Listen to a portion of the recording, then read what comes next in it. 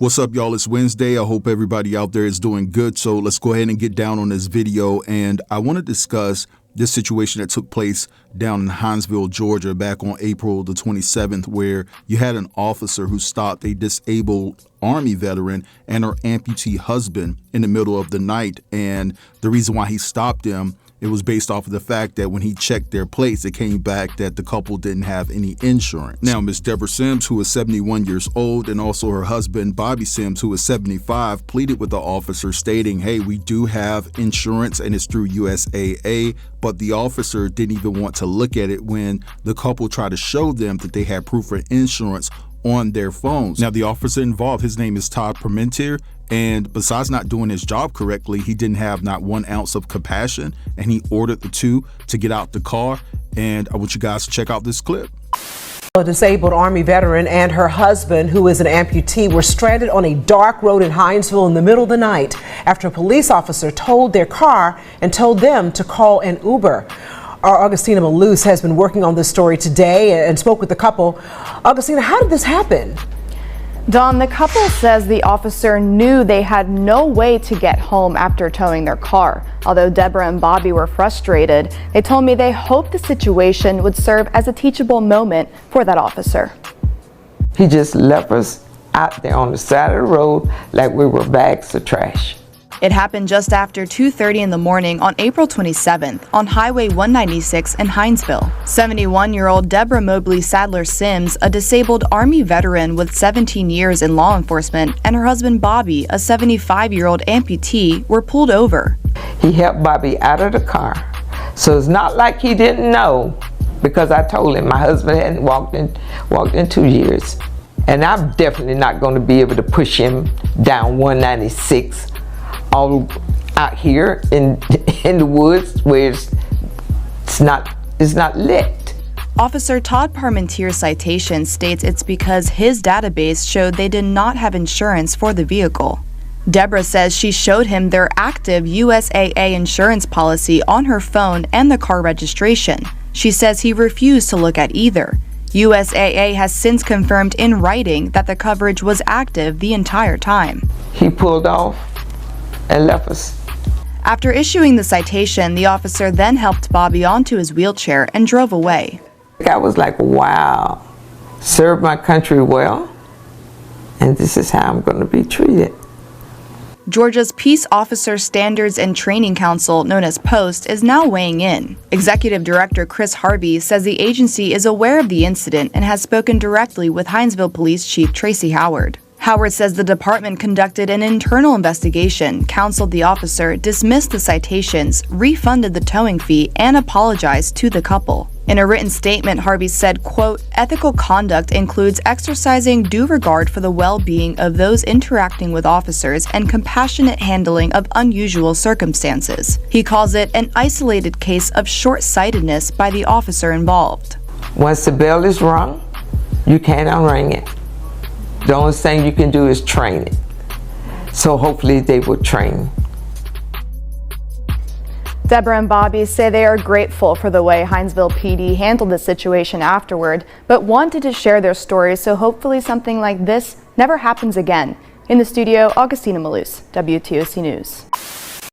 All right, so you guys just saw that clip, and it was just pure evil what this dude did. He had no heart whatsoever. He didn't have an ounce of contrition about the situation, given the fact that her husband is an amputee. Although he did help him get into the wheelchair, that was just some real hateful, down and dirty, demonic type shit right there. It really was.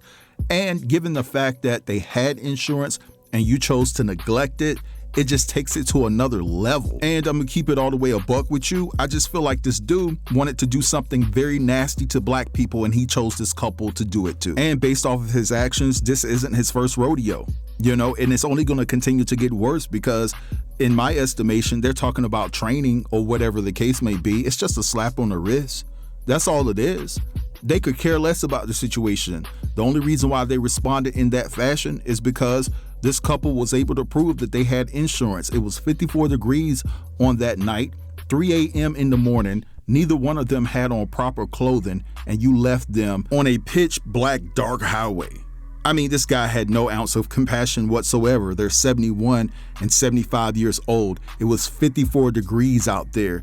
And according to the reports, neither one of them had on the proper clothing at that particular point in time. And you just drove off in the middle of the night and just left them behind. Just like she said, she felt like they were discarded just like trash. But anyway, let's move along, and I want to talk about Cheyenne Bryant. So Cheyenne's doctorate degree has become a question mark right here because according to her, she has her doctorate degree, but guess what? She can't find it because the school closed, and she went on to the Breakfast Club with a very arrogant response to people who are questioning her education. But at the end of the day, it didn't stop people from eating her up. There's a couple of people online that are really debunking her story, and they're flat out calling her a lie because they went to the same college that she went to.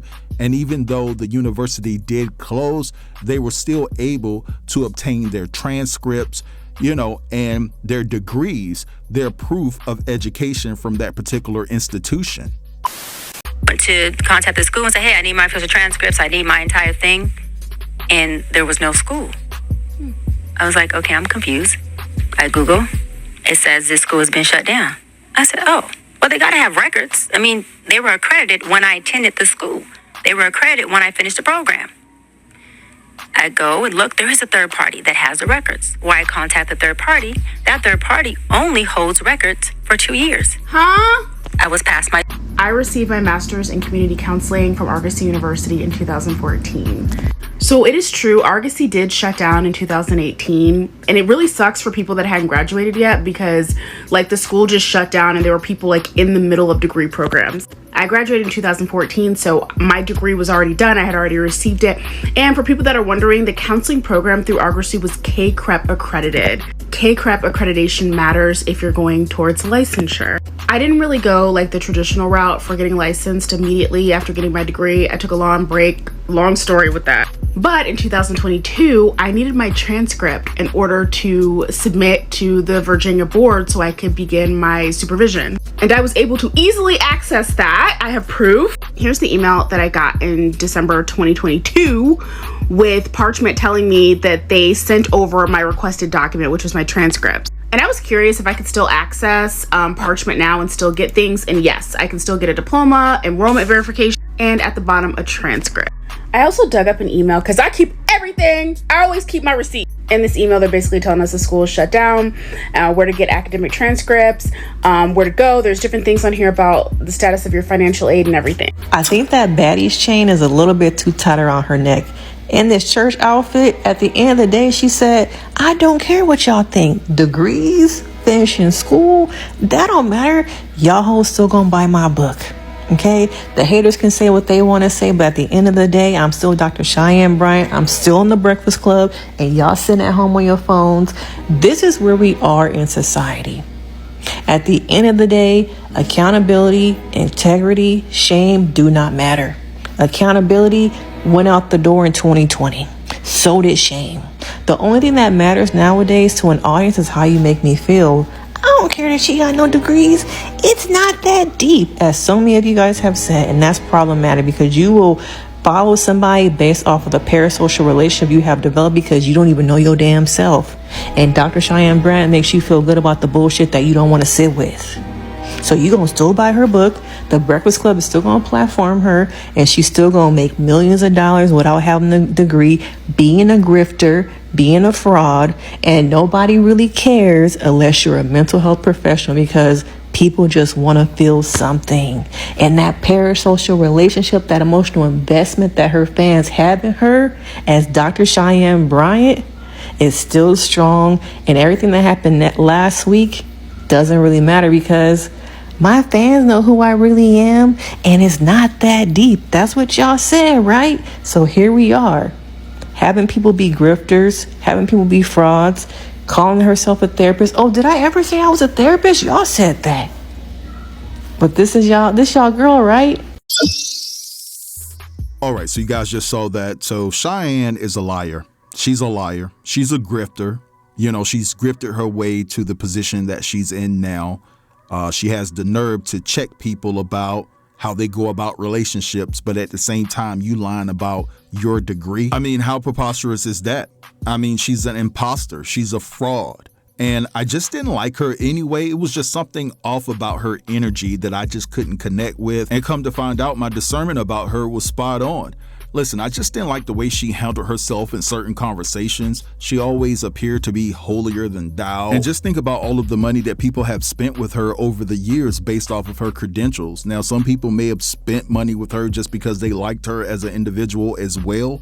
And also the fact that some people think that she's good looking, because I see a lot of people saying that she's only gotten as far as she's gotten based off of the fact that she's cute. But at the end of the day, she's a liar. And she wants to give all of this advice to men and women and how they should conduct themselves in their day-to-day lives and in their relationships or in their respective marriages. But she's a liar. So how the hell can she be trusted in a relationship with someone her damn self? Because my mother told me if a person a lie, they will sure steal from you too. Both of those go hand in hand. So this is a huge red flag, not just for her profession, but just for her personal life too. I would hope that, anybody that decides to date her do their due diligence on her and make sure that that lying demon is casted out before they move forward with her, because she's nothing but an onion head liar. But anyway, let's move along, and I briefly want to talk about Jamie Foxx because it's being reported that he's expecting a child with his girlfriend Alice Huckstep, and my sisters are pissed off in the comments. They don't understand why Jamie Foxx keep going to that side of the aisle to date and things of that nature, and they're not happy about this whatsoever. Now, while people are focused on the race and the interracial relationship that Jamie has with Alice Huckstep, I'm focused on the age. This girl is 31 years old and Jamie is 58. I mean, good Lord. I mean, I have an issue with that. I don't like people who date individuals when you're old enough to be their father, or if a woman dates a man and you're old enough to be their mother. I mean, that is just awkward. It's extremely predatory to me. I understand that a lot of people may not feel that way, but I just can't rock with it. I really look at people with the side eye that date people that are much younger than them. Now, as it pertains to interracial dating, for those of you who follow me tight, you've always known that I've been on the side of date who you like and love who you love. It is what it is, right? Now, I will say this. My issue is that when a brother or sister decide to date outside of their race, let's just say Jamie Foxx, for instance, right? He's a prime example because we're talking about him right now. Not once have I ever heard him come out and bash black women. You know what I'm saying? And I don't like that. And I feel the same way when it comes to black women who date outside of their race and come on the internet and bash black men. Because in my estimation, when you have people that do those types of things, I wonder, are you really happy, or is this a sense of revenge for you? Because you got hurt in your previous relationships and you decided to try something new, and now that particular person you got with treats you a lot better, and you just have to show it off just to get under the skin of the people that you previously dated. And so it just comes off a bit inauthentic to me, although they may be happy in their respective relationships. But for me, just taking a dump on your whole entire community just because a few didn't act right is just idiotic to me. So, but that's how I feel about the situation. If Jamie is happy, then Jamie is happy. I understand why my sisters are up in arms about this, because it just seems that this is the type of women that he keep choosing. But you can make a choice to stop supporting him if you don't like it. But at the end of the day, he does have a right to be with whoever he wants to be with. But anyway, I'm gonna let this go right here. I want you guys to feel free to drop down in the comments and let me know what you think about everything I discussed. Don't forget to like, comment, share, and if you're new here, consider subscribing to the channel. I'll check you guys out later. Have a beautiful day.